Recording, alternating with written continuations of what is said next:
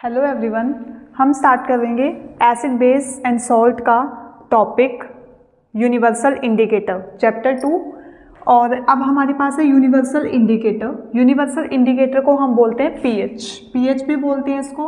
तो अब ये यूनिवर्सल इंडिकेटर्स क्या होता है? It is a mixture of a several indicators. ये मिक्सचर होता है बहुत सारे इंडिकेटर्स का। It shows a different colour at different concentration. हर एक के ऊपर ये अलग अलग कलर को शो करता है of H positive ion in the solution, जिस सॉल्यूशन के अंदर H पॉजिटिव आयन्स होते हैं। तो अब ये हमारा 0 से स्टार्ट होकर 6 तक की जो वैल्यूज होती हैं वो सारी क्या होती हैं? Acidic nature. मतलब उनका कैसा नेचर होता है? एसिडिक नेचर होता है उनका, एसिडिक नेचर।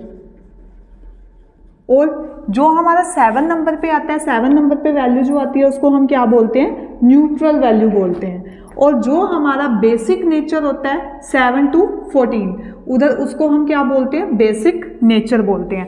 अब 0 से लेकर 6 तक की जो वैल्यूज है वो क्या शो करेंगी? Acid character. एंड 7 पे जो वैल्यू आएगी वो बिल्कुल क्या हो जाएगी? न्यूट्रल। उसके बाद बेसिक के अंदर क्या होगा?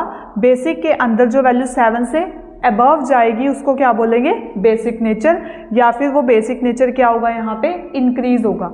अब हम बात करते हैं, इधर भी वो अलग अलग कलर को शो करता है पीएच पेपर के ऊपर, इधर भी वो अलग अलग कलर को शो करता है।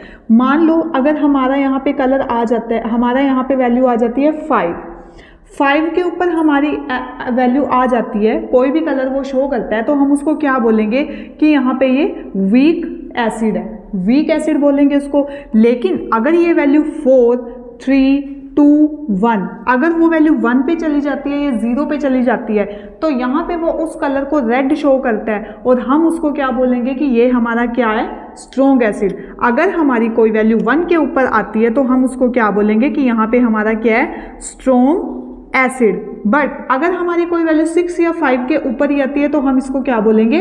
Weak acid. ऐसे हम निकालते हैं कि वीक एसिड कौन से होते हैं और वीक बेस कौन से होते हैं। अब हम बात करते हैं 7 अबव। 7 अबव मानो 8, 9, 10, 11, 12, 13 एंड 14। अगर कोई वैल्यू आपकी आती है 9 पे या फिर आती है कोई वैल्यू आपकी 10 पे तो हम उसको क्या बोलेंगे? वीक बेस बोलेंगे, वीक बेस। देन जब वो वैल्यू आपकी जाएगी 12, 13 या फिर 14 पे तो हम उसको क्या बोलेंगे? Strong base. मतलब जैसे जैसे ये नंबर इंक्रीज होता जाता है वैसे वैसे इसका जो एसिडिक और बेसिक कैरेक्टर है वो इंक्रीज होता चला जाता है। अब 8 अबव जाएंगे तो क्या होगा? स्ट्रॉन्ग बेस बढ़ता चला जाएगा। अब इसमें जितनी लेस वैल्यूज आएगी उतना ही एसिड क्या होगा हमारे पास? स्ट्रॉन्ग। अब नीचे इसको देखते हैं एक डायग्राम की हेल्प से। ये है H पॉजिटिव आयन की कंसंट्रेशन और ये है हमारे पास OH नेगेटिव आयन की कंसंट्रेशन। अब इस वाले एरिया में क्या हो रहा है? हमारे पास H पॉजिटिव जो है वो इंक्रीज होता जा रहा है, क्योंकि इंक्रीज किसकी वैल्यू इंक्रीज हो रही है? H पॉजिटिव आयंस की। और इधर जो हमारा OH नेगेटिव आयन है वो क्या होता जा रहा है? डिक्रीज होता जा रहा है। ये हम देख सकते हैं एक टेबल की हेल्प से। हमने बात की थी यूनिवर्सल इंडिकेटर के बारे में, पीएच के बारे में।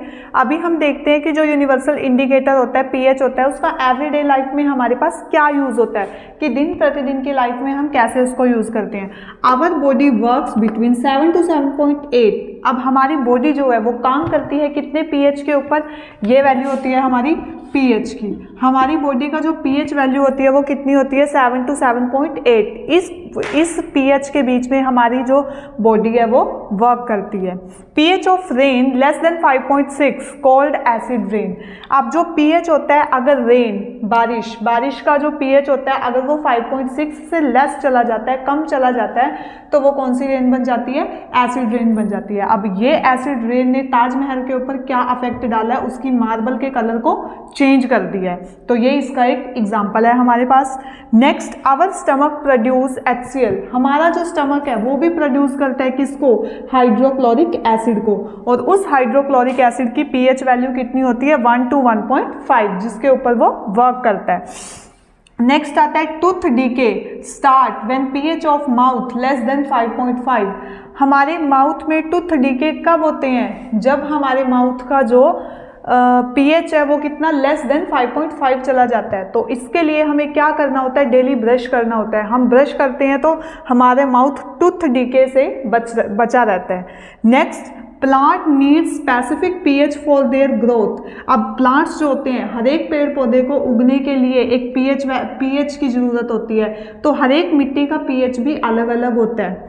अब नेक्स्ट है हमारे पास सेल्फ डिफेंस बाय एनिमल्स, जो एनिमल सेल्फ डिफेंस बनाते हैं अपना। अब हम यहाँ पे एक एग्जांपल लेकर चलते हैं। हमारे पास है एक मधुमक्खी, मधुमक्खी का एग्जांपल लेते हैं। मधुमक्खी जब हमें काटती है या फिर डंक मारती है, तो जब वो काटती है हमें, उसके पास कौन सा एसिड होता है, मीथेनोइक एसिड। और जब वो मीथेनोइक एसिड हमारे ब्लड के कॉन्टेक्ट में आ जाता है तो वो क्या करता है, हमारे मतलब जहाँ पे हमें वो कट करती है, मतलब वो उसी पार्ट के ब्लड के कांटेक्ट में आएगा और वो हमें बहुत पेन और इरिटेशन करती है। तो ये था हमारा topic universal indicator use in everyday life.